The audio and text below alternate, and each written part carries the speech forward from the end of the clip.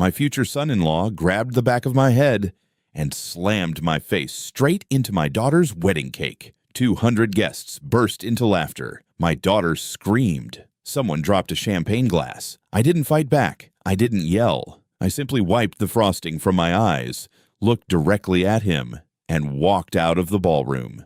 24 hours later, that same man was standing in my office, begging me not to make one phone call. The strange part is, I never planned to ruin his life. He did that himself, the moment he showed me exactly who he was. My name is Thomas Bennett. I'm 62 years old. I live just outside Nashville, Tennessee. Most people who meet me for the first time assume I'm just another contractor. Old pickup truck, worn leather boots, plain work shirts, no expensive watch, no designer suits. I've always believed the less people know about your money, the more you learn about their character. It's a lesson my father taught me when I was 17. I've never forgotten it. My daughter Sophie was the best thing that ever happened to me. Her mother passed away when Sophie was only 8. From that day forward, it was just the two of us. I packed school lunches, helped with homework, sat through dance recitals, science fairs, and every awkward school play you can imagine. When she cried, I was there. When she succeeded, I was the loudest person in the room. Everything I built, every late night, every sacrifice was for her. Not so she could inherit money one day, so she'd always know she had someone standing behind her. When Sophie introduced me to her fiancé, Ethan Carter, I wanted to like him. He was confident, well-spoken, always perfectly dressed. He came from one of those families that measured success by appearances. Luxury cars, country clubs, private schools, everything looked perfect. Maybe a little too perfect. Still, Sophie loved him, and that was enough for me. Or at least, I convinced myself it was. There were little signs, tiny moments, the kind most people ignore. Every time Ethan visited, he somehow found a way to joke about my truck. He'd smile and say, "Tom, you know they make vehicles with heated seats now, right?" Everyone laughed, including me. It wasn't worth making things awkward. Another time, he asked if I'd ever considered retiring. I told him I enjoyed working. He looked surprised. "Really? At your age?" Again. I smiled. Again. I let it go. Not because I was afraid of him, because Sophie looked happy. Sometimes parents stay quiet, hoping love will smooth over rough edges. Sometimes we're wrong. 3 months before the wedding, the two families met for dinner. It was the first time I'd spent more than an hour with Ethan's parents. His father dominated every conversation. His mother barely acknowledged anyone who wasn't wearing a designer label. Halfway through dinner, his father leaned toward me. "So, Tom, Ethan tells me you've got a little construction business." I nodded. "Something like that." He smiled politely. "You must be proud." "I am." Then he asked, "How many employees?" I took a sip of water. "A few." He chuckled. I remember those days." The table laughed with him. I didn't correct him. I've never enjoyed talking about work at family dinners, especially with people who mistake confidence for wisdom. On the drive home, Sophie apologized. "Dad, I'm sorry if Ethan's family seemed a little—" She searched for the right word. "Proud?" I smiled. "They're excited." She looked relieved. Then she reached across the center console and squeezed my hand. "Thank you for always trying." That sentence stayed with me because she thought I was trying for her. The truth was, I was trying for all of us. The wedding arrived on a bright Saturday afternoon. The venue overlooked a quiet lake. Everything looked beautiful. White flowers, soft music, perfect weather. I watched my daughter walk down the aisle. And for a few minutes, nothing else mattered. Not Ethan, not his family, not the guests, just Sophie, smiling the same way her mother used to smile. I remember thinking that maybe I'd worried for nothing. Maybe every uncomfortable moment over the past year had simply been wedding stress. Maybe I had judged Ethan too harshly. I couldn't have been more wrong, because less than an hour later, standing beside a 5-tier wedding cake, my future son-in-law was about to humiliate me in front of every person my daughter had ever loved. The reception began just after 6. The ballroom overlooked the lake, Crystal chandeliers hung from the ceiling. A live jazz band played softly in the corner. Everything looked perfect. Guests laughed. Servers carried champagne from table to table. People kept stopping me, telling me how beautiful Sophie looked. They were right. She looked exactly like her mother. For the first time that day, I felt at peace. I honestly believed everything was going to be fine. Ethan had already finished 2 glasses of whiskey, maybe 3. It wasn't obvious unless you knew what to look for. His smile had become louder. His jokes lasted a little too long. He interrupted people more often. His father laughed at everything he said. His friends laughed even harder. Sophie noticed it too, twice. I saw her quietly touch his arm, the kind of silent reminder that says, "Please slow down." Each time, he smiled, kissed her forehead, and ignored her completely. Dinner came and went. The speeches started. Ethan thanked his parents first, then his college friends, then his business partners.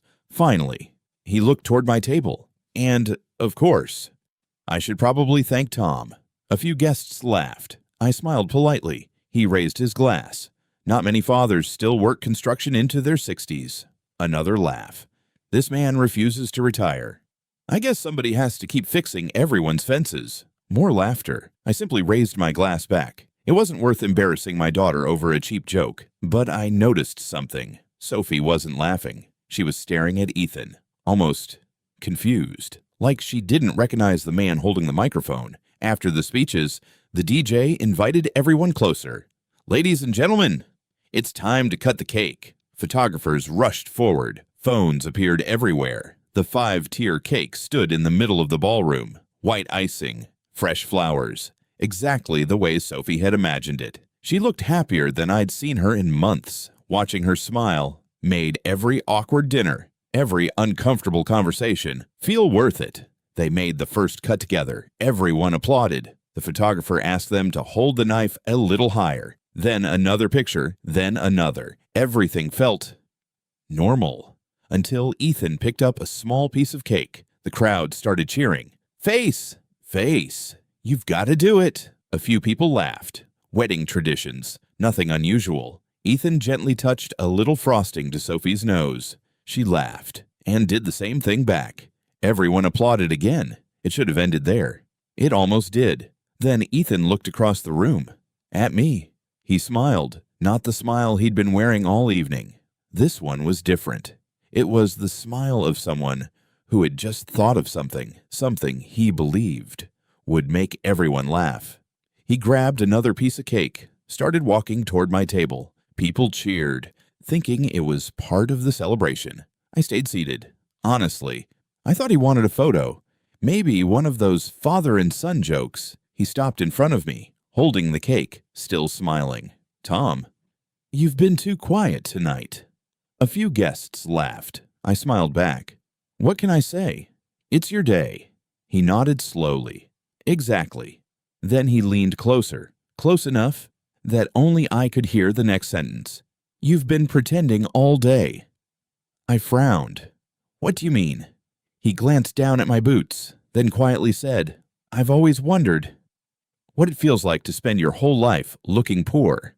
Before I could answer, his left hand reached behind my neck, fast, much faster than I expected. For one split second, I honestly thought he was pulling me in for a hug. Instead, his grip tightened, and he shoved my face straight into the center of my daughter's wedding cake. For a moment, I couldn't see anything. Cold frosting covered my eyes, my nose, my mouth. I could smell vanilla, but all I could hear was silence. Not laughter, not music. Silence. The band had stopped playing. Even the photographers lowered their cameras. I slowly straightened up. Frosting dripped from my chin onto the front of my suit, the same charcoal gray suit I had worn to my wife's funeral 13 years earlier. I looked down at it for a second, then reached into my jacket pocket and quietly pulled out a handkerchief. No rush, no anger, just one slow breath, then another. Across the room, I heard my daughter's voice. "Ethan!" She wasn't yelling because she was embarrassed. She was terrified. I'd heard that tone only once before, the day doctors told us her mother wasn't coming home. Ethan laughed, actually laughed. He looked around the ballroom, waiting for everyone else to join him. A few of his college friends did. His father chuckled into his whiskey. Someone near the front clapped once. Most people just stared, unsure whether they'd witnessed a joke or something much uglier. I finished wiping the frosting from my face, folded the handkerchief, placed it back into my pocket. Then I looked directly at Ethan. He still had that grin, the kind of grin that only exists when someone believes there won't be consequences. "I'm sorry, Tom." He spread his arms dramatically. "I thought construction guys were tougher than that." A few awkward laughs echoed through the room. Sophie stepped between us. "What is wrong with you?" Her voice cracked. I said, "I'm sorry." "No, you humiliated my father." "It was a joke." She shook her head. "No, a joke is funny." This wasn't. For the first time all evening, Ethan looked uncomfortable, only for a second. Then he smiled again. "Everybody needs to relax." He reached for another napkin, trying to hand it to me. I didn't take it. Instead, I looked at my daughter. She was crying. Not because of the cake, because she'd just watched the man she married become someone she didn't recognize. That hurt more than anything Ethan had done to me. I placed my hand gently on her shoulder. "It's okay." She looked at me through tears. "No, it's not." I smiled anyway. "It will be." Those were the only 3 words I said. Then I turned and started walking toward the ballroom exit. Nobody stopped me. Nobody spoke. You could hear my shoes against the marble floor, step after step after step, until finally the heavy doors closed behind me. The evening air was cool. I stood alone outside the hotel entrance. A young valet rushed toward me. "Sir, are you all right?" I smiled. "I will be." He handed me a clean towel. I thanked him, washed the last of the frosting from my face, and looked across the parking lot. My old pickup truck was exactly where I'd left it, still dusty from work earlier that week, still carrying a dent in the rear bumper, still just a truck. I climbed inside, started the engine. Then my phone rang. Sophie. I couldn't answer. Not yet. If I heard my daughter crying, I wasn't sure I'd have the strength to stay as calm as I needed to be. So I let it ring. Once, twice, 3 times. Then it stopped. A few seconds later, another call came in. Unknown number. I almost ignored it. Something told me not to. I answered. "This is Tom." The man on the other end spoke quietly. "Mr. Bennett, my name is Michael Lawson. I'm one of the wedding guests." I frowned. "I'm sorry." "Have we met?" There was a brief pause. "No, but I've known who you are for almost 15 years. I looked through the windshield toward the brightly lit ballroom. Music had started again, as if nothing had happened. Then the man said something that made me stop reaching for the gear shift. I don't think Ethan or his family have any idea who they just humiliated. I looked back at the hotel entrance. Guests were still standing inside. Some were watching me through the glass. Others pretended nothing had happened. The man on the phone spoke again. "Mr. Bennett, I don't think Ethan understands who he just humiliated." I stayed quiet. He continued. "My name is Michael Lawson. I'm with Heritage Capital." The name sounded familiar, very familiar. Then I remembered, 3 years earlier, we'd sat across from each other during a warehouse expansion project. He'd been one of the investors. "You remember me?" I asked. "I do." I've never forgotten that meeting. Neither had I. He was one of the few people who asked honest questions, instead of trying to impress everyone in the room. "What can I do for you, Michael?" There was a short pause. "I just wanted to say, I'm sorry for what happened in there. You didn't deserve that." I looked back toward the ballroom. "No, my daughter didn't." Another pause. "I was sitting with 2 developers tonight. They recognized you." I frowned. "They did." "They weren't sure at first, but once you walked outside, they knew." I leaned against my truck. "What exactly are you trying to tell me?" Michael lowered his voice. "The Callahans have no idea How many people in that room know your name? I didn't answer because he was right. That had always been intentional. I never introduced myself with titles, never talked about numbers, never cared whether strangers knew what I'd built. If someone respected me, I wanted it to be because of who I was, not because of what was written on a balance sheet. Money can buy attention. It can't buy character. Michael spoke again. Can I give you one piece of advice? Go ahead. Don't make any decisions tonight. I smiled. I wasn't planning to. Good. Because tomorrow, people are going to start calling. I know. And once they do, there's no putting this back. I thanked him for calling, then ended the conversation. For almost 5 minutes, I simply sat inside my truck, engine running, hands resting on the steering wheel, not thinking about Ethan, not thinking about his father, only Sophie. Every father imagines his daughter's wedding, not the flowers, not the music, not even the dress.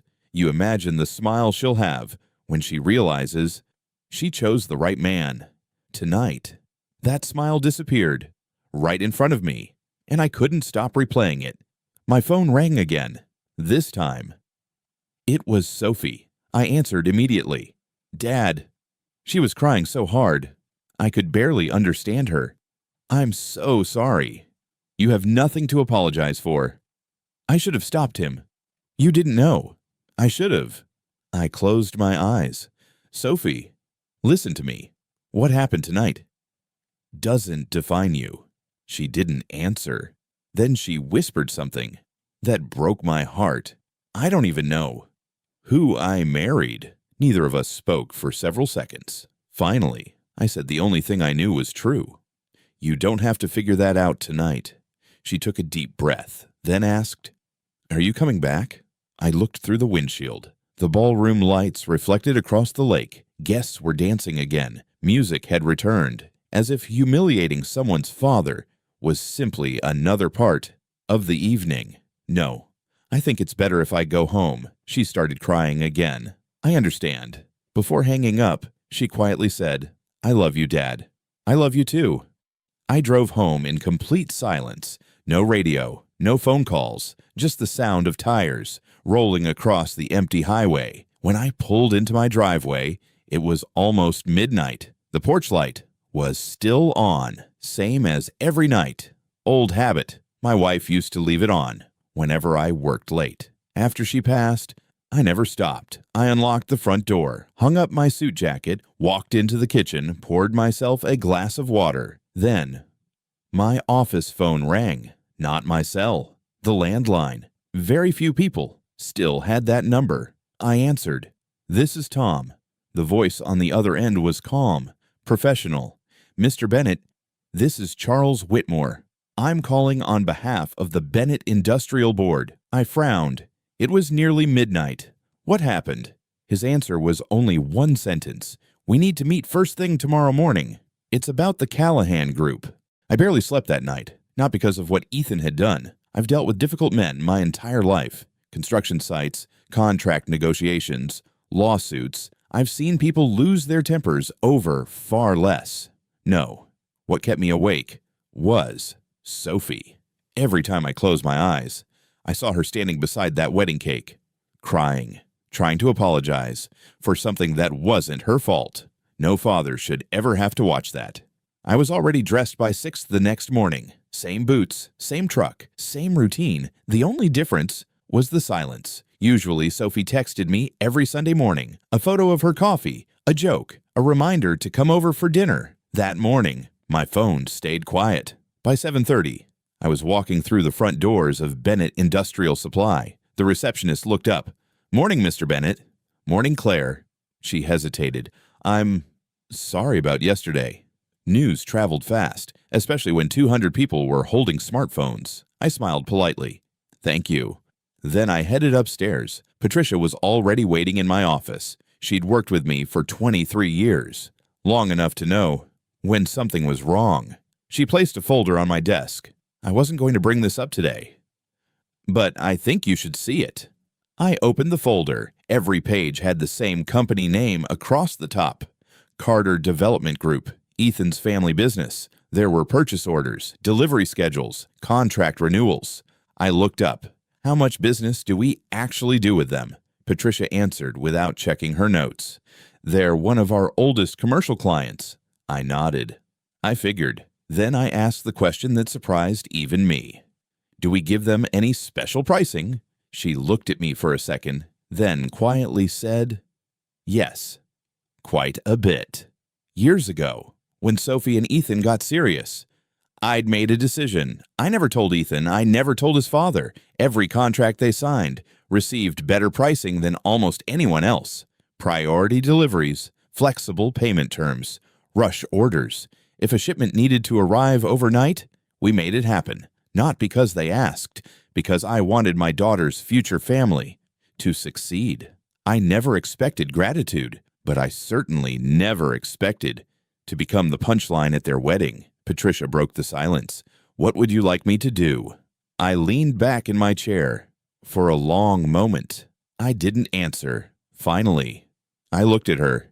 We're not canceling anything. She nodded. I didn't think you would. We're simply going back to our standard policy. No special discounts, no priority scheduling, no exceptions. Treat them like every other customer. Nothing more, nothing less. Patricia smiled slightly. I'll have the new pricing sent over this morning. As she stood to leave, she stopped at the door. Tom, I've worked for you a long time. I've never seen you mix business with family. I still won't. She frowned. What do you mean? I closed the folder. What happened yesterday? It belongs to my family. What happens here belongs to the business. If they receive different treatment now, it's only because they were receiving special treatment before. She smiled. I understand. And just like that, the conversation was over. No shouting, no revenge, just one quiet decision. That returned everything to the way it should have been all along. Around 10 that morning, my office phone rang. Patricia transferred the call. It's Ethan. I stared at the blinking light, then picked up. Tom. His voice sounded completely different. No confidence, no jokes, no arrogance. I know I don't deserve your time. But can we talk? I looked out the window. Employees were loading steel onto flatbed trucks. Business was moving exactly as it always had. What is there to talk about? A long silence. Then he quietly said, My father just found out. Our contracts have changed. I said nothing. He took a shaky breath. He wants to meet with you. I finally spoke. That's a business matter. It is. But I think he's starting to realize yesterday cost us more than a wedding. Before I could answer, he said one sentence that told me he still didn't understand what this was really about. Tom, just tell me what number makes this go away. I slowly closed my eyes because after everything that had happened, he still believed this was about money. I ended the call without making any promises. There was nothing left to negotiate. For the next several hours, I buried myself in work, purchase orders, supplier meetings, shipping schedules, the same routine I'd followed for over 30 years. Work has a strange way of quieting your mind, at least for a little while. Around lunchtime, Patricia knocked softly on my office door. Tom, you have a visitor. I looked up. I don't have anything scheduled. I know. She hesitated.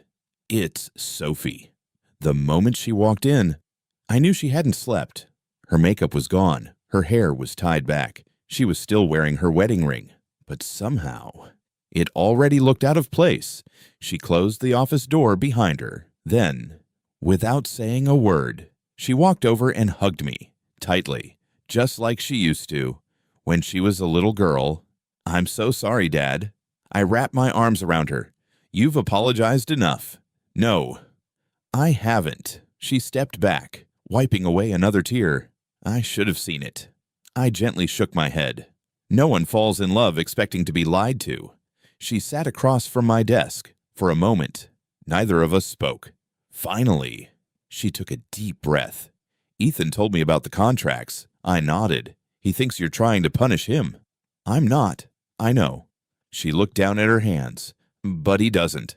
After a long silence, She quietly asked, "Dad, did you really help his family all these years?"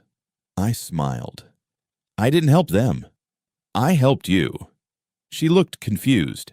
"I knew one day you'd build a life together. If making their projects easier made your future a little easier too, then it was worth it." Her eyes filled with tears again. "You never told me." "There wasn't any reason to." She reached across the desk and took my hand. "You always protected me. I tried. And I—" She stopped. Her voice broke. "I protected the wrong person." I squeezed her hand gently. "Sophie, listen to me. The worst decision you can make is staying with someone because you're embarrassed to leave." She looked up. "What if people judge me?" I smiled. "They will. They always do. The question is, can you live with yourself? If you ignore what you saw yesterday." She didn't answer. She didn't need to. The answer was already written across her face. She stood to leave, then stopped at the door. "Dad, can I ask you one more thing?" "Of course." "If Mom had been here, what do you think she would have told me?" For a second, I couldn't speak. I looked at the framed photograph on my bookshelf. Carol, smiling beside a much younger version of me. Then I looked back at Sophie. "She would have told you. That love should make you feel safe. Never small." The room became completely silent. Sophie slowly nodded. "I think I already know what I have to do."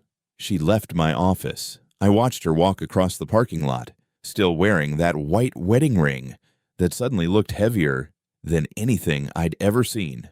I had a feeling it wouldn't stay on her hand much longer. About an hour later, my phone vibrated.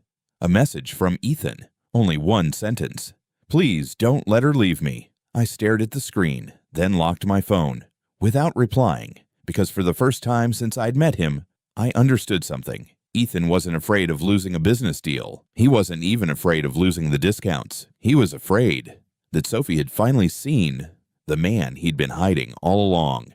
The next morning, my phone stayed unusually quiet. No calls from Ethan, no messages from his father, no desperate apologies, just silence. Sometimes, silence tells you more than words ever can. Around 10 o'clock, I was reviewing inventory reports when my office door opened. Patricia stepped inside. "Tom, I think you should turn on the television." I frowned. "Why?" "They're covering the wedding." I reached for the remote. The local morning news was already playing. The anchor wasn't talking about me. She wasn't talking about Ethan. She was talking about a video. Someone had uploaded a 30-second clip from the reception. There it was. The cake, the shove, the silence, Sophie's scream. Every ugly second captured from 3 different phones. The video had already been viewed over 2 million times. Comments were pouring in faster than the screen could refresh. "That poor father. She needs to leave him." Who humiliates their wife's dad on their wedding day? I muted the television, not because I didn't want to hear it, because I already knew. The internet had reached its verdict long before any family meeting ever could. About an hour later, my phone rang. Sophie. Her voice sounded calmer this time. "Dad, can you come over?" "Of course." When I arrived, her suitcase was sitting beside the front door. I looked at it, then at her. She gave me a small, tired smile. "I'm leaving." I didn't say anything. She continued. "I barely slept. Neither did Ethan. He kept saying that everything would go back to normal." She laughed quietly. It wasn't happiness. It was disbelief. "He still thinks this is about the business." I nodded. I figured. She walked into the living room, reached for the wedding album that had already been delivered that morning. Brand new, still wrapped in plastic. She opened it. The very first page showed her walking down the aisle, smiling, hopeful. She slowly turned another page, then another. Finally, she stopped. There it was, a full-page photograph. The exact second Ethan grabbed my head. The photographer had captured everything. My eyes closed, the cake exploding, Sophie's face frozen in horror. She stared at that picture for a long time. then quietly closed the album. I don't want to spend the rest of my life explaining this photo. She took off her wedding ring, held it in the palm of her hand. For almost a minute, she simply looked at it. Then she placed it on the kitchen counter. "I'm done." The words were soft, almost whispered, but they carried more weight than any argument. Just then, the front door opened. Ethan walked inside. He stopped immediately. His eyes moved from the suitcase to the wedding ring, to me. "What is this?" Sophie answered before I could. "I'm leaving." He laughed nervously. "Come on, don't do this. You're upset. We'll get through it." She slowly shook her head. "No, you embarrassed my father on the happiest day of our lives. And the only thing you've talked about since then is your contracts." His face changed. "You don't understand." "No," she interrupted him. "I finally do." Ethan looked at me, almost pleading. "Tom, please, say something." I stood up, walked toward him, stopped just a few feet away, then calmly said, "This conversation doesn't need me anymore." For the first time, he realized he wasn't losing a supplier. He wasn't losing discounted contracts. He was losing his wife, and there wasn't a business deal in the world that could fix that. As I reached the front door, I heard Sophie say one final sentence behind me. The sentence I think Ethan will remember for the rest of his life. "The man I married yesterday isn't the man I thought I loved." I quietly closed the door behind me. Some conversations belong only to two people. 3 weeks passed. Life slowly found its rhythm again. The headlines disappeared. The wedding video stopped trending. People moved on. That's what the internet does. It forgets. Real life doesn't. Sophie moved into a small apartment across town. Nothing fancy, just a quiet place with white walls, a tiny balcony, and enough room to start over. Every Sunday, we had breakfast together, just like we used to. No wedding planning, no guest lists, no pretending everything was perfect. Just coffee, pancakes, and long conversations. For the first time in months, she smiled without forcing it. One morning, she looked across the table and said, "Dad, I think I spent so much time trying to become someone's perfect wife that I forgot how to be myself." I reached across the table and squeezed her hand. "You didn't lose yourself. You just trusted the wrong person." She smiled. "I guess there's a difference." There is. Business returned to normal too. The Callahan Group remained a customer, exactly like everyone else. Standard pricing, standard delivery, standard contracts, nothing more, nothing less. I never canceled a single agreement, never called another supplier, never tried to hurt their company. I simply removed the advantages they'd never even realized they had. Sometimes, fair treatment feels like punishment, only because someone got used to special treatment. About a month later, I received an email, not from Ethan, from his father. The subject line simply read, "I'd like to apologize." I opened it. It wasn't long. "Tom, for most of my life, I believed respect came from success. Watching my son destroy his marriage made me realize respect actually comes from character. I should have stopped him that night. Instead, I laughed. I'll regret that for the rest of my life." There was no request, no excuse, no mention of contracts, just an apology. I never replied, not because I was angry, because some lessons don't need another conversation. 6 months later, Sophie invited me over for dinner. She'd painted the apartment herself, built most of the furniture with YouTube tutorials, burned the first batch of lasagna, ordered pizza instead. We laughed harder that night than we had in over a year. As I was leaving, she handed me a framed photograph. It wasn't from the wedding. It was much older. She couldn't have been more than 9 years old. She was sitting on my shoulders, both of us covered in paint, after trying to repaint the old fence behind our first house. On the back, she'd written one sentence. "Thank you for teaching me that real love never humiliates the people it protects." I stood there, holding that picture, long after she'd gone back inside. People still ask me if I regret walking away that night. The answer is no, because walking away didn't make me weak. It reminded my daughter what real strength looks like. Sometimes, the strongest thing a father can do is refuse to become the man everyone expects him to be. Not every battle is won by fighting. Some are won by leaving with your dignity, while everyone else is busy losing theirs. Thanks for watching Reddit Case Files. If you enjoyed today's story, don't forget to subscribe and turn on notifications so you never miss a new case. Now tell me, what would you have done if you were in Tom's shoes? Leave your thoughts in the comments. I read as many as I can. Thanks for listening, and I'll see you in the next case.